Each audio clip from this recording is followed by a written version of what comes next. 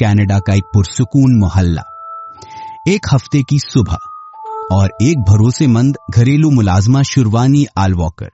वो अपने क्लाइंट के घर सफाई के लिए जाती हैं और फिर गायब।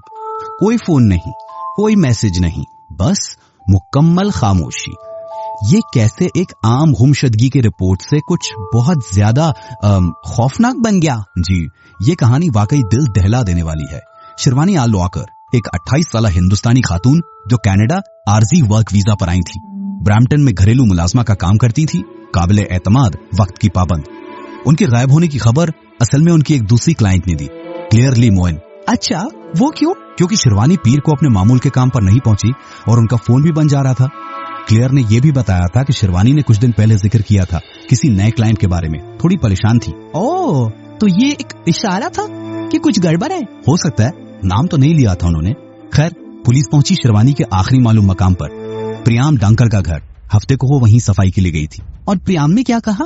प्रियाम का कहना था कि शिरवानी उनसे कुछ पैसे मांग रही थी, कर्ज। उस पर बहस हुई और वो गुस्से में चली गई। बज़ाहिर तो सीधी सी बात लगती है, लेकिन पुलिस को वहाँ कुछ चीजें अजीब लगी। एक तो प्रियाम की माँ ऋतुजा वहीं थी और वो बहुत घबराई हुई, बिल्कुल चुपचाप थी। अच्छा। दूसरा, घर कुछ ज्यादा ही साफ सुथरा था, खैर मामूली तौर पर। और तहखाने की सीढ़ियों के पास से ना जरासीम मारने वाली दवा की तेज बू आ रही थी, ब्लीच जैसी, शायद वैसे ही कोई चीज। और कूड़ादान, वो भी वक्त से बहुत पहले घर के बाहर रखे हुए थे। ये छोटी छोटी बातें थी, लेकिन पुलिस को खटकी। और सबसे बड़ा मसला तो ये था कि आसपास के कैमरों में, सीसीटीवी में शिरवानी उस घर से निकलती थी नजर ही नहीं आई। प्रियाम की कहानी से बिल्कुल उलट। बस यहाँ से पुलिस को यकीन हो गया कि मामला गुमशुदगी से कहीं ज्यादा है। उन्होंने फौरन तलाशी का वारंट हासिल किया। और तहखाने में क्या मिला जहाँ से वो बू आ रही थी? किया हुआ, लेकिन असल चीजें छुपी हुई थी। एक कैबिनेट के पीछे एक प्लास्टिक बैग में मर्दाना जूते मिले, गीले थे, उन पर सुर्खी माइल भूरे धब्बे थे। खून? शक तो यही था। फिर ल्यूमिनॉल टेस्ट किया गया, वो केमिकल जो खून के छुपे हुए निशान भी दिखा देता है। और उसने तहखाने के फर्श पर खून का एक पूरा रास्ता दिखाया। रास्ता? कहां से कहां तक? तहखाने के बीच से लेकर एक स्टोरेज एरिया तक, ऐसे जैसे किसी भारी चीज को घसीटा गया। वहां से शेरवानी का मोबाइल फोन मिला, टूटा हुआ, और उसे भी ब्लीच से साफ करने की कोशिश की गई थी। फोन से कुछ पता चला? ज्यादातर डेटा तो खराब हो गया था, लेकिन वो एक वॉइस मेमो का छोटा सा हिस्सा रिकवर करने में कामयाब रहा। उसमें शिरवानी की घबराई भी आवाज थी और पीछे से तहखाने जैसी गूंजती भी आवाजें आ रही थी। तो अब ये साफ था कि शिरवानी के साथ बहुत बुरा हुआ है, ये गुमशुदगी नहीं थी।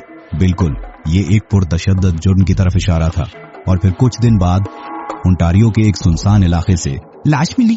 जी, एक शिकारी को मिली, कूड़े के ढेर में, एक फूंदार चादर में लपेटी हुई और जुज़वी तौर पर जली हुई। शनाख्त मुश्किल थी, लेकिन एक सोने की अंगूठी, उनके हाथ पर बना कमल के फूल का टैटू और दांतों के रिकॉर्ड से तस्दीक हो गई कि वो शिरवानी ही थी। पोस्टमार्टम में क्या आया? मौत कैसे हुई? रिपोर्ट बहुत तकलीफदार थी। पेट के निचले हिस्से में छुरा घोंपने का गहरा जख्म था और सर के पिछले हिस्से पर भी शदीद चोट थी। कोई दिफाई जख्म नहीं थे, यानी हमला अचानक हुआ था। और जिल्द और बालों पर ब्लीच के निशान? जी, सोडियम हाइपोक्लोराइड, वही जो अक्सर सफाई के लिए इस्तेमाल होता है। ये घर में मिली बू से मिलता था। तो सारे इशारे प्रियाम डैंकर की तरफ ही जा रहे थे, लेकिन पुलिस ने उसे बराह रास्त कैसे जोड़ा? सबूत क्या थे? यहाँ टेक्नोलॉजी ने बड़ा काम किया। निगरानी कैमरे और डिजिटल रिकॉर्ड्स। एक कार वॉश की फुटेज मिली, उसमें प्रियाम की गाड़ी जैसी एक सुरमई टोयोटा पिकअप थी और वो शख्स गाड़ी का पिछला हिस्सा यानी कार्गो एरिया धो रहा था, बहुत अच्छी तरह। कार्गो एरिया जहाँ लाश रखी जा सकती है? बिल्कुल। और फुटेज में ट्रक के अंदर एक बड़ा काला तरपाल और एक सफेद कपड़ा भी नजर आया। फिर हाईवे के टोल प्लाजा का डेटा चेक किया जा। अच्छा, वही ट्रक उस रास्ते पर रिकॉर्ड हुआ जो जंगल में लाश मिलने की जगह के करीब जाता था। और टाइमिंग? वो पुलिस के अंदाजे से बिल्कुल मैच कर रही थी कि लाश कब ठिकाने लगाई गई होगी। और उसी सुबह प्रियाम के क्रेडिट कार्ड से उसी इलाके की एक करीबी गैस स्टेशन से पेट्रोल भी खरीदा गया था। इतने सारे सबूत, फिर भी प्रियाम इनकार करता रहा। जी, पूछगछ में वो अपनी कहानी पर कायम रहा, लेकिन उसके बयानात में तजाद था। मगर फिर कहानी में एक अहम मोड़ आया। उसकी माँ ऋतुजा? जी, पुलिस ने उनसे दोबारा बात की। इस बार वो दबाव में आ गई। उन्होंने अलग से बात करने की दरखास्त की और फिर उन्होंने एतराफ किया कि हफ्ते की सुबह उन्होंने तहखाने से शिरवानी की चीख सुनी थी। वो नीचे गईं, देखा तो शिरवानी फर्श पर पड़ी थी, खून बह रहा था और प्रियाम पास ही छुरी पकड़े खड़ा था। उसने अपनी माँ को फौरन ऊपर जाने को कहा। अगली सुबह उन्होंने प्रियाम को पिछले दरवाजे से एक चादर में लिपटी कोई भारी चीज बाहर ले जाते देखा। उन्होंने पहले क्यों नहीं बताया? इतना सब कुछ देखने के बाद भी? वजह थी खौफ।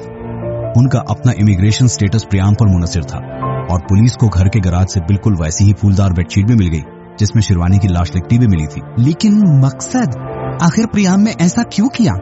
वजह क्या थी? इसका जवाब भी शिरवानी के फोन से मिला। एक ड्राफ्ट ईमेल मिली। ये ईमेल प्रियाम की एक साबका गर्लफ्रेंड के नाम लिखी जा रही थी। और उसमें क्या था?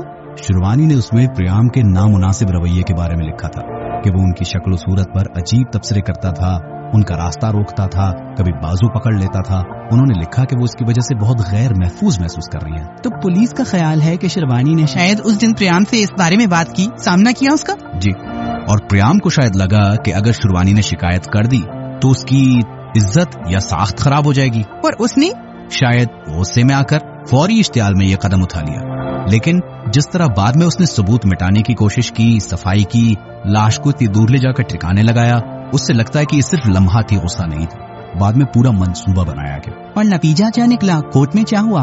आखिर में इतने शवाहिद के सामने प्रियाम डॉनकर ने 2nd डिग्री मर्डर का जुर्म कबूल कर लिया, जिसे उम्र कैद की सजा सुनाई गई। कम से कम 14 साल तक पैरोल नहीं मिलेगा। और उसकी माँ रोतोजार, उन पर कोई इल्जाम नहीं, क्योंकि उन्होंने आखिर में ताउन किया और सच बता दिया, इसलिए उन्हें आर्जी तहफ्फुज फराहम किया गया और उन पर कोई फर्जी जुर्म आयद नहीं की।